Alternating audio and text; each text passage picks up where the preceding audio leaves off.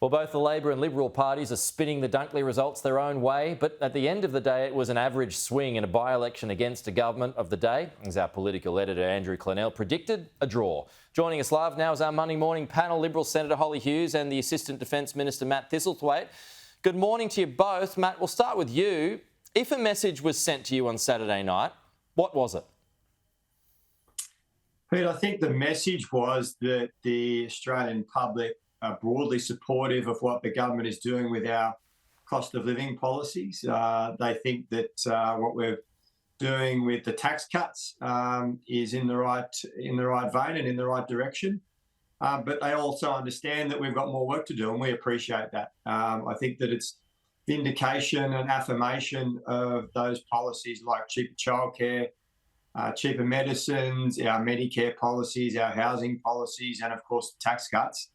And I think the voters saw that there wasn't an alternative from the opposition. They didn't offer any policies that would assist Australians with cost of living. So we know that we're not out of the woods and that there's more work to do, but I think it's an indication that we're heading in the right direction. OK, to you now, Holly. I mean, it was a tough ask anyway for the Libs because Victoria is very much a safe Labor state.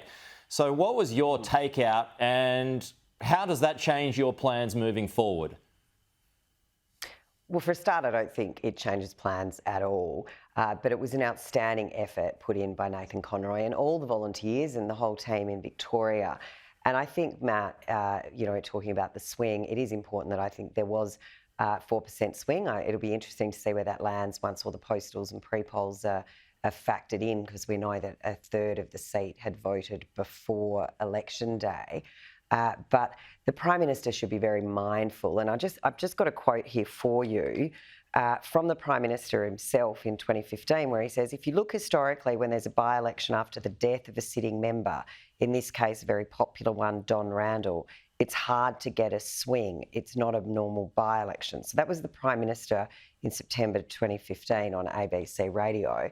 Yet he's now playing down an over 4% swing against his government, against the backdrop of the death of Peter Murphy, which was all too soon. She was a fantastic member and a really lovely, lovely person, a very popular local member.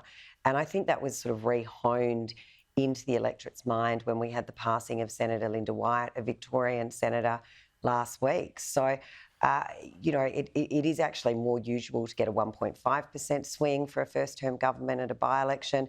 In Victoria, traditionally, it's actually been less than 1% is a traditional swing. OK. And some of the usual Labor booths were over 7 to 8%. OK. Just moving forward now, though, Holly, I mean, already this morning Jane Hume was on the program. She's told me nuclear talks are advanced. So just further to Matt's point, does Dunkley prove a need for something big to give voters a real choice between the two major parties at the big dance next year?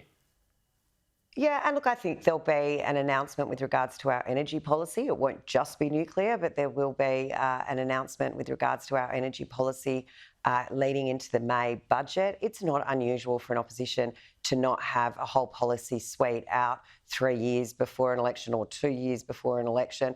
We're heading into that final election year and you will start to see policies coming out. But I mean, this is a normal timeline for policy announcements to occur as you head into an election year. OK. Matt, does nuclear subs pave the way for the nuclear energy market? No, they're completely separate issues, Pete. When it comes to nuclear energy, we just don't see the benefit in implementing a system that hasn't been implemented anywhere else in the world, and the Liberal parties. Every advanced economy is rolling with it. Matt, there was literally at COP26 over 20 nations sign up to tripling emissions, zero emissions via nuclear. Just back on that and point, the only meeting at COP26 Bowen missed was this one. Well, and just back to that point, Matt, I mean, most advanced economies are rolling with nuclear. So the Liberal Party's policy is to implement small modular reactors to try and roll them. You don't know what our policy is, Matt. We haven't announced it. Have you got a secret insight? And I think that's the point. You don't know what the policy is. You don't have a policy. We're not just talking small. We do have a policy. It's not announced let Matt yet. answer, Holly. Yeah, just let Matt answer. That's the point. Firstly, the coalition need to sort out their division around energy policy. You've got Matt Canavan and Barnaby Joyce saying we should pull out of net zero by 2050. Now, if that is the case, then the coalition should be upfront with the Australian people, because that changes completely the trajectory of where you're going in terms of energy policy. So that's the first point. Secondly, their policy is for small modular reactors, which haven't been implemented anywhere. No, it's not. And thirdly, why would you implement a system that is more expensive? So you're going to implement a system that will push up Australia's energy costs. We all know that many Australian households are now moving to solar and batteries to reduce their energy costs. That, coupled with wind, deployable wind, solar on a broader scale, community batteries, is a cheaper way to go. And we're going to meet our commitments through that and do it cheaper. Back to you, Holly. Now, before we change topics, can you give us a tease on where you're going to put the reactors once we get them, and how much they're going to cost, and what are you going to do with the waste? Well, I think that, look, it is incredibly presumptuous of Matt and incredibly incorrect as he proudly and definitively announces small modular reactors our policy. We haven't announced any policy yet when it comes to what the specifics are. So unless Matt's doing a little bit of ASIO spying. That's the word in the Australian. We are, and we have always been, technologically agnostic to how emissions come down. It is this government that is in a race to renewables, and we are talking of tens of thousands additional transmission lines. We are talking about, you want to talk about technology that doesn't exist yet, the way that they're looking to battery storage that's not there. The policy will come out when the policy is announced, but the fact that this government is so afraid of nuclear, is so afraid, when the broad population is starting to see the sense in it, because 30 advanced nations, most 30 advanced nations of the world, all have nuclear as part of their mix. All they have to do is remove the ban in the EPBC Act and let the market decide. If the market doesn't want it, that's where it'll land. But this Labor government's so frightened they won't even change the EPBC Act. Almost out of time. Matt, the Minister for the Republic. Are you still Minister for the Republic, by the way? Yes, I am. You still going to do that in the second term? It's going well. Well, as I've said, the priority for the government at the moment is cost of living. And that's okay. So no change. No change to that. The reason I ask, the premiers have been asked to put up their hands and make a pitch for the King's visit whenever that happens. Are you going to put your hand up for New South Wales as the Minister for the Republic? I think that the King probably would visit New South Wales. It's the state with the largest population.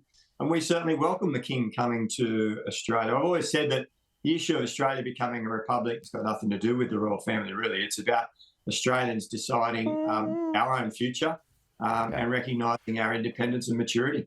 That's awkward though, isn't it, Matt? Oh, no, not at all. Just wait, Pete. You just wait. All. All the Republicans, they'll be falling over themselves to get to the King. Photo ops, here we come. I welcome the King coming to Australia. He's our head of state. Yeah. Okay. Certainly. Matt, Holly. I'm a monarchist, Matt. Just let me know if you need some help. I've gone too long. Really? I would have never have guessed that. Holly and Matt, we'll leave it there. Great to chat. Talk to you next week.